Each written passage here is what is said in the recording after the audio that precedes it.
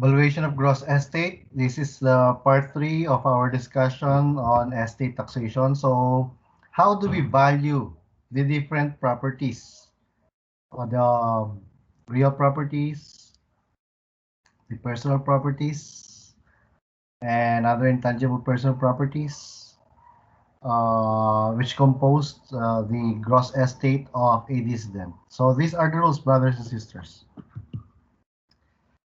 So, general rule for the gross estate in determining its value or its amount, we get the fair market value at the time of death. It's always at the time of death. Okay, or that's the general rule, or nearest to the time of death if the value is not available at the time of death. So, exception, real properties. Pag sinabi natin exception, it is other than fair market value. Okay? So, general rule, again, gross estate fair market value. Exception, other than fair market value. Although sometimes it may be referred to as fair market value also. So, real property, the value shall be the zonal value or assessed value, whichever is higher. So, kung alin ang mas mataas dyan, whether zonal, the one that was assigned by the BIR, or assessed value, the one that was assigned naman, on the other hand, by the local assessor of BIR, okay, whichever is higher, that is the fair market value for purposes of our discussion. Okay? How about the shares of stock? So, ano na to IPP. Of stocks, unlisted, those that are not traded in the stock exchange pertaining to common share. So, it's book value. So, the appraisal valuation no longer applies. So, meaning ng appraisal valuation, it is the net adjusted, okay, asset method. Hindi na po applicable ngayon yan. Net adjusted or adjusted net asset method, sorry. Adjusted net asset method no longer applies. Book value na lang siya. So, how do we compute book value? Easy. Stockholders' equity divided by outstanding shares. Okay? Yan na po yung rule ngayon. So, shares of stock unlisted pertaining to preferred shares, of course, it's par value. How about shares of stock that are listed, okay, from the stock exchange? Brothers and sisters, let me just be very clear about shares of stock that are listed. The value is the general rule. It is the fair market value at the time of death. If it is not available, exception, we will use the arithmetic mean between the highest and the lowest quotation at a date nearest at the time of death. Hindi po siya yung baliktad kasi yung mga textbook and other accounting teachers, akala nila ang shares of stock listed, ang value niyan is the arithmetic mean. Okay? Ang sabi kasi sa rule, arithmetic mean between the highest and lowest quotation at a date nearest at the time of death if the fair market value at the time of death is not available. So, kung available siya, yun ang gagamitin. Yun ang ibig sabihin yan. Pag hindi available, dun lang natin gagamitin ang arithmetic mean. Okay, kaya ang general rule, fair market value of the time of death. Kung hindi available, arithmetic mean. Highest and lowest quotation po yan at a date nearest at the time of death. Okay, so example niyan, namatay ng Friday, di yung fair market value nung Friday ang gagamitin. Pero kung namatay ng Sunday, walang trading may trading ng, okay, eto yan, drawing natin. Namatay si dissident Friday. Meron bang trading sa stock exchange ng Friday? Answer, yes. So, anong value ang gagamitin natin? Di yung value on Friday. Kung namatay ng Sunday, okay, may trading ng Friday, may trading ng Monday. Aling value ang arithmetic mean ang gagamitin natin? Yung Friday or Monday? Natural Monday kasi mas malapit siya dito eh. Pero kung Saturday namatay, Saturday and Sunday, wala pong trading. Close po ang trading dyan, ha? Saturday and Sunday, tsaka holiday. So, kung Saturday yan, nearest to time of death, yung arithmetic mean ng Friday.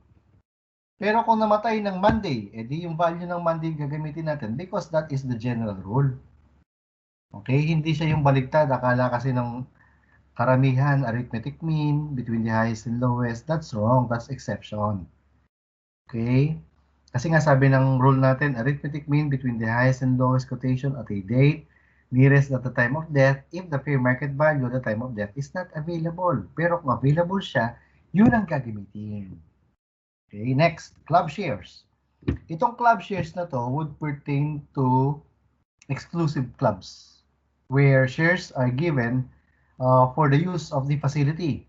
So kasama dyan yung Wakwak Golf and Country Club, yung Tagaytay Golf and Country Club, Baguio Country Club, yan ang mga club shares. Okay? Yung mga Ayala Land, na yung mga ownerships, okay, yung mga resorts, yung mga club shares ang tawag dyan. So, how do we determine the value? According to the rule, it is the bid price nearest the date of the death published in any newspaper or publication of general circulation. Okay? Ito yung nakalagay sa rule natin ha, i-highlight ko lang. Bid price nearest the date of death published in any newspaper, dyaryo, or publication of general circulation. Okay, so ito yung mga broadsheet. Philippine Star, Philippine Daily Inquirer, Manila Bulletin. Pag weekends, meron yan sa business section. Well, even during weekdays, pag merong business section, they post the bid price of the different club shares in their broadsheet under business section yan. Okay? Right to use of RACT. The value is the probable life of the beneficiary will be taken into consideration in accordance with the latest mortality rate to be approved by the Secretary of the Department of Finance upon recommendation of the Insurance Commissioner. Insurance Commissioner, ha? Okay, kasi it pertains to ano yan eh. So, hindi yan Insurance Commissioner, hindi to BIR. Okay? As of now, wala pa pong valuation that is created or issued by the Secretary of the Department of Finance as recommended by the Insurance Commission pertaining to valuation of the right to use of RACT. So, if a question will be asked pertaining to the proper valuation of the right to use of RACT, ito yung dito papasok ang sagot dyan.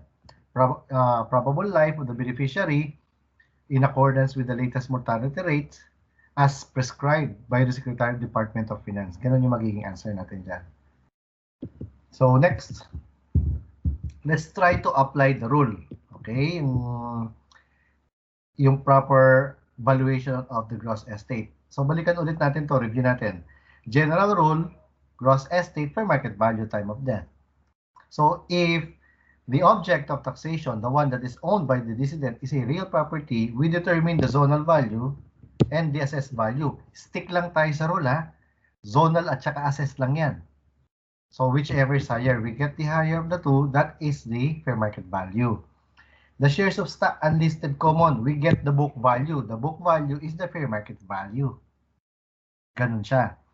Shares of stock of unlisted preferred shares, okay? We get the par value. That is the fair market value of the preferred share. Shares of stock listed, we get the fair market value at the time of death. If it is not available, we get the arithmetic mean. We get the highest and we get the lowest quotation. Okay? Nearest to the time of death. Huwag natin kakalimutan po yan. Club shares, we get the bid price. Nearest the date of death, published in any newspaper or publication of general circulation. Right to use of RACT, we get the probable life of the beneficiary. So, exercises. Nicanor, a resident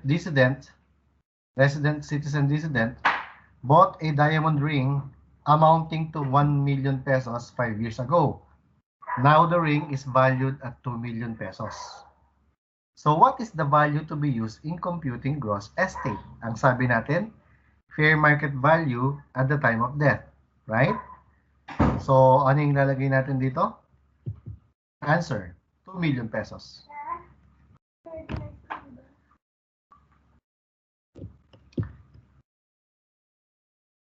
Next, Nicanor, a resident citizen dissident, bought a sport utility vehicle amounting to 2 million pesos 5 years ago. At the time of death, the SUV is valued at 1 million pesos. So what is the value to be used in computing the gross estate? The answer is, of course, 1 million pesos because it's the value at the time of death. Very easy. You just have to follow the rules. Okay? Scenario 1. Real property without improvements. Pag sinabing without improvement, wala po itong bahay. Or, yeah, essentially, it has no improvement. So, plain lot lang siya or lupa. Nicanor, a resident citizen dissident, owns a 100 square meter land located in Barangay Pag-asa in Quezon City. Zonal value is at 74,000 per square meter. Mag-ingat po kayo dyan. While the city assessor, so we're talking about real property here. City assessor, sabi natin kanina, pag real property, zonal value at saka, okay, zonal value at saka assessed value lamang. Okay, so yun lang sinasabi natin. So, the city assessor valued the property at 5 million. Independent appraiser, sabi ni independent appraiser, 20 million. Anong sabi natin? Zonal value only and assessed value. Okay, so wala tayong pakialam dito. Wala tayong pakialam dyan. So the value to be used in computing the gross estate, sabi natin, higher of zonal and higher of zonal or assessed. Magkano yung zonal? Ayun, 7.4 million pesos. 74,000 per square meter times 100. Kaya sabi ko, ingat tayo. Kasi per square meter pa tong 74,000. So 7.4 million, ang assessed value is 5 million. So the appraiser valuation is not part of the valuation. Okay, kahit 100 million pa yan, wala tayong pakialam dyan. It's always the higher of zonal or assessed. So in this case, okay, the value that shall be used in computing gross estate is 7,400,000.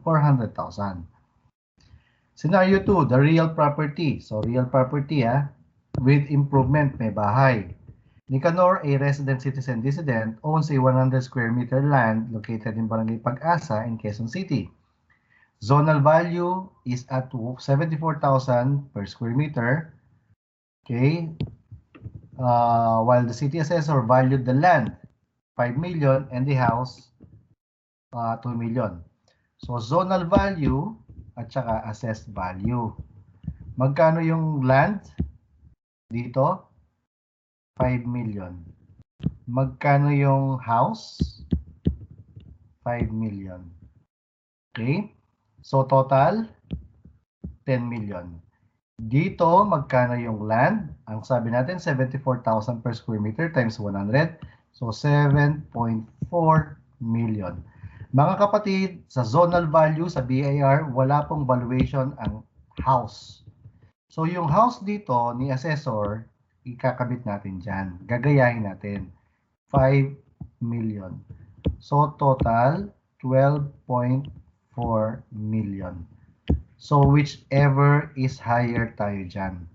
So, even if independent appraiser, sabi niya 30 million yan, wala tayong pakialam dyan because it's always the higher of zonal or assessed value. So, the answer is, okay, sorry, this is 2 million pala. So, 7 million. Okay, burin ko lang ulit na sabaw na. So, zonal value, 7.4 million. Plus, this is the lot. The house is 2 million. So, total 9.4 million. Assessed value, land, 5 million.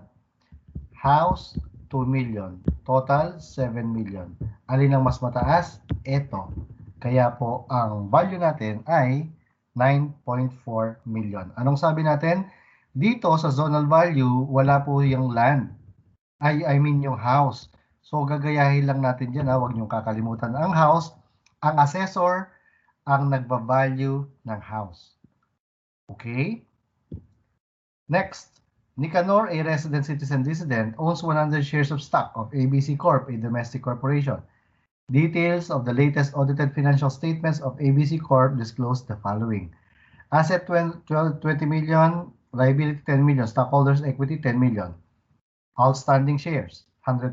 Par value is 50 per share.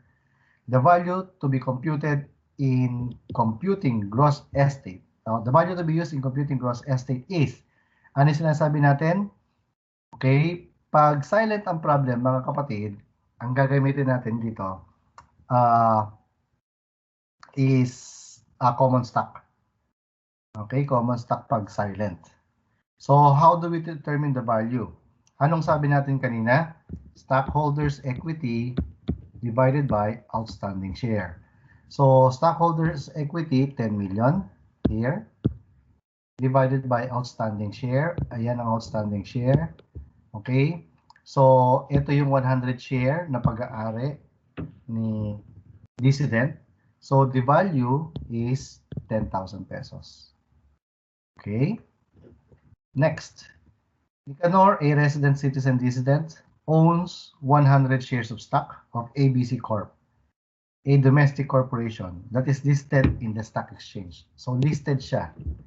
Anong sabi natin pag ang object of taxation is a listed share? Ang general rule, fair market value if available.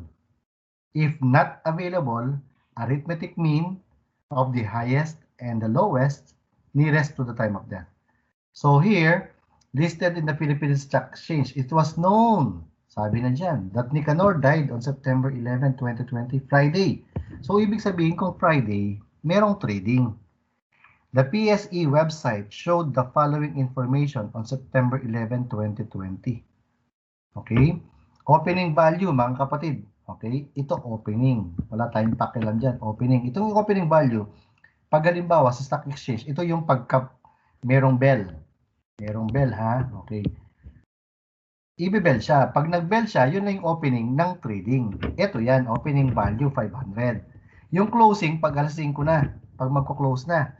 Pagka-bell niya, sarado na yung trading. So, ito yung closing value. Pampalito lang yung opening at saka closing value. Ito yung kinukuha natin kung sakasakaling hindi available ang value at the time of death. Okay, yung high at saka low. Kaya lang, Friday may trading. So, hindi ito gagamitin natin. So, sabi ng Philippine Stock Exchange, average price or value during the day, 600 daw. Eh di ito yung gagamitin natin. Okay, 100 shares of stocks ang pag-aari niya. So, magkano yung gagamitin natin? 600 times 100 shares. So, basically, 60,000. Okay, that is the application of the rule pertaining to valuation of listed shares. Yung fair market value at the time of death if available. If not, arithmetic mean. So, punta tayo sa next problem. Nicanor, a resident citizen dissident, owns 100 shares of stock of ABC Corp, a domestic corporation that is listed in the Philippine Stock Exchange. It was known that Nicanor died on September 11, 2020. Saturday siya namatay. Ibig sabihin, walang trading. Kung walang trading, yung arithmetic mean between the highest and the lowest, okay, ang kukunin natin, the PSE website showed the following information on September 10. Eh, yun na nga, binigay na ng problem pala sa yung sagot eh. Nearest to the time of death, Friday. Opening value, sabi natin, wala tayong pakialam sa opening. Wala. Closing, wala rin. Kasi ang kinukuha natin, highest and lowest. So, magkano yan? Total yan, 1,400. Arithmetic mean, divide by 2. So, ibig sabihin, magkano? 700. Ang value per share. Average price or value during the day. Wala tayong pakialam dyan. Arithmetic mean between the highest and lowest nung nearest to the time of death, which is September 10, a Friday. So the value to be used in computing gross estate is 70,000. That is 700 times 100 shares. Okay? So next, let me just show to you in reality kung ano po ba talaga ang ginagawa dito. Real property. Okay? Pag real property, pupunta ka sa BIR website. Ano yung BIR website? www.bir.gov.ph.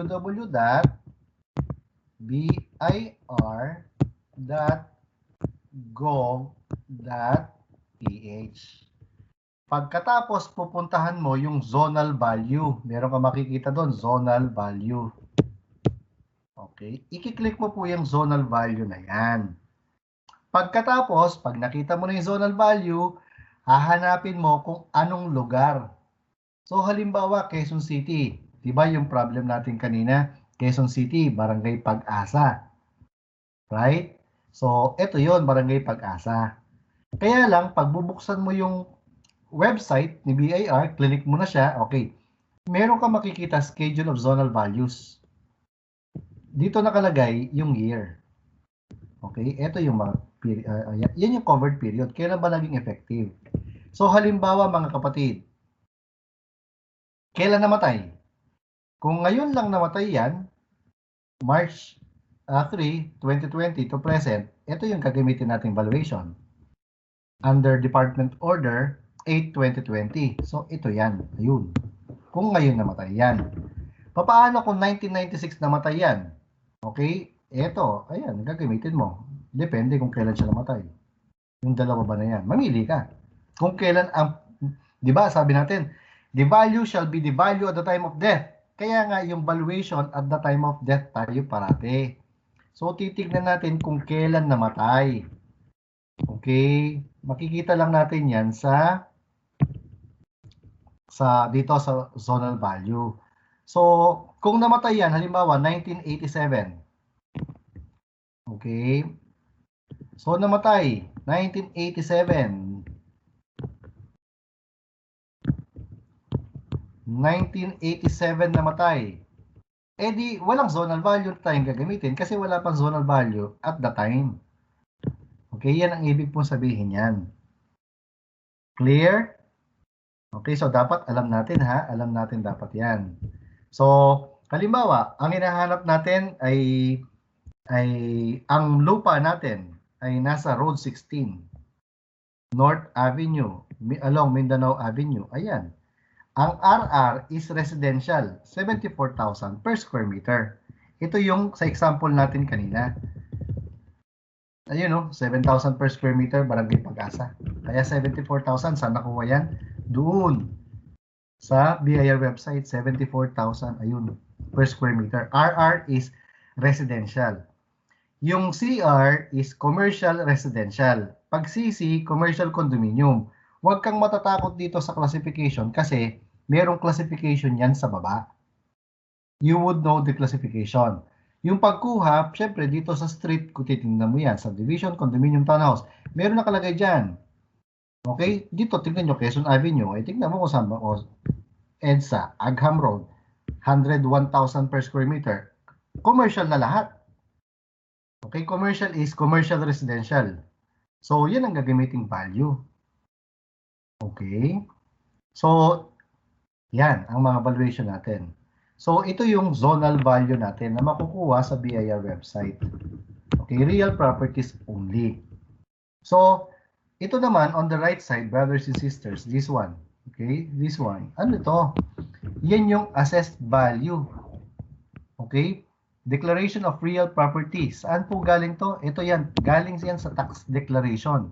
Issued by the assessor. Local. So, ang assessor, ito yung kanyang ini-issue.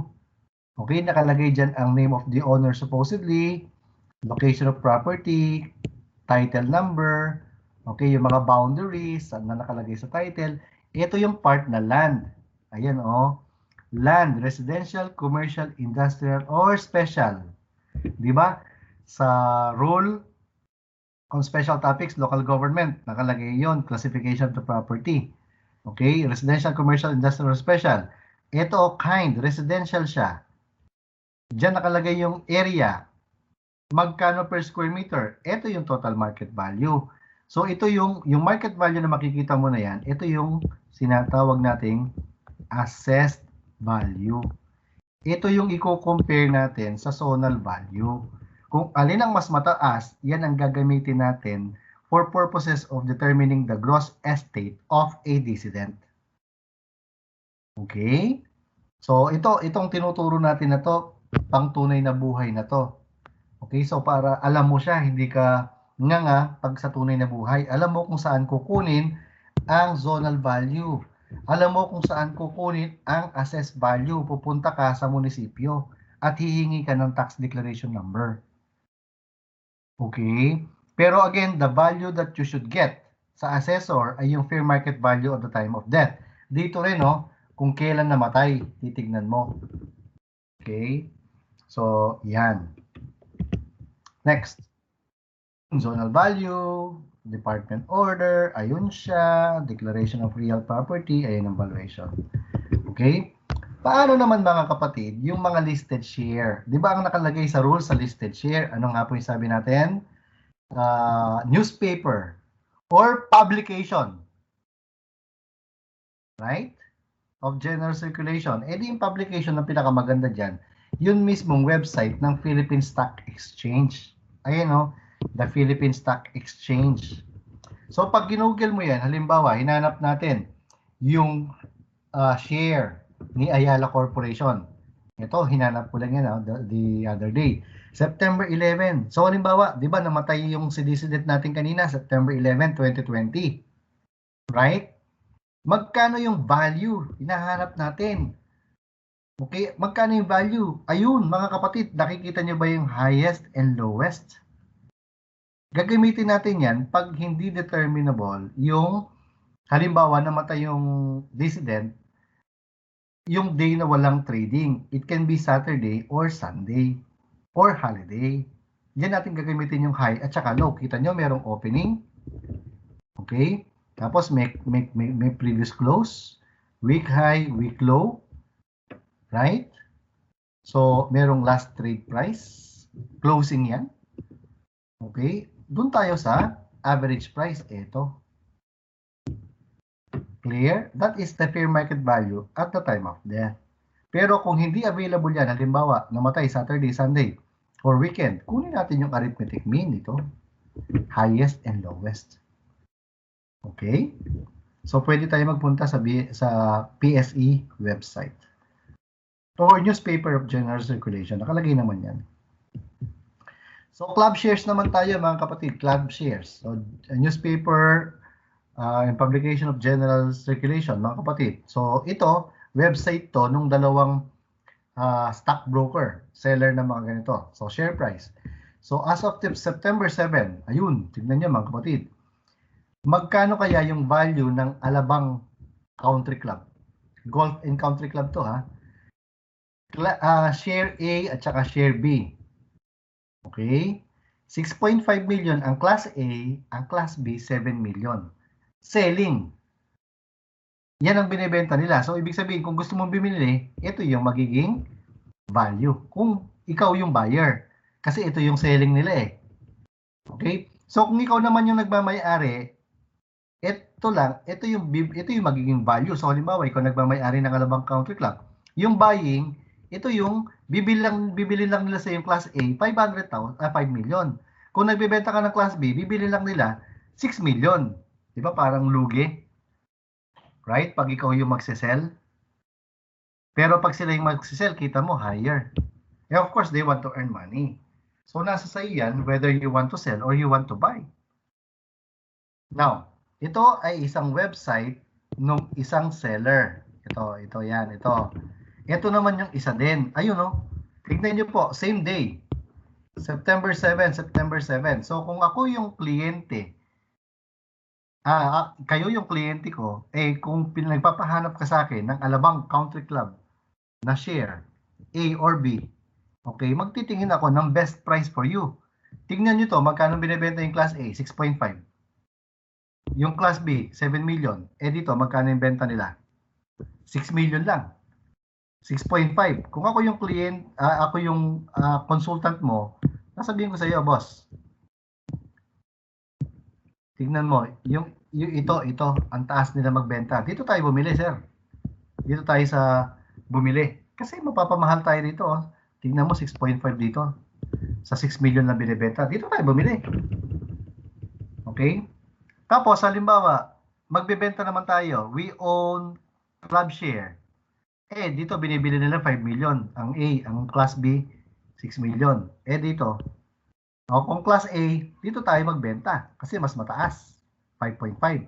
Pag class B, saan tayo magbenta? Dito tayo magbenta, 6 million Dito 5.7 lang. So mga diskarte natin yan. Okay? So ayan, may mga playing rights, club A, club B. Yung playing rights, ito yung sa golf, wherein you can actually play. Kaya lang ito lesser lang. Okay, so pinapalis yung playing rights. Okay, so basically, this is an example on how you determine the valuation of the gross estate of the DCLF.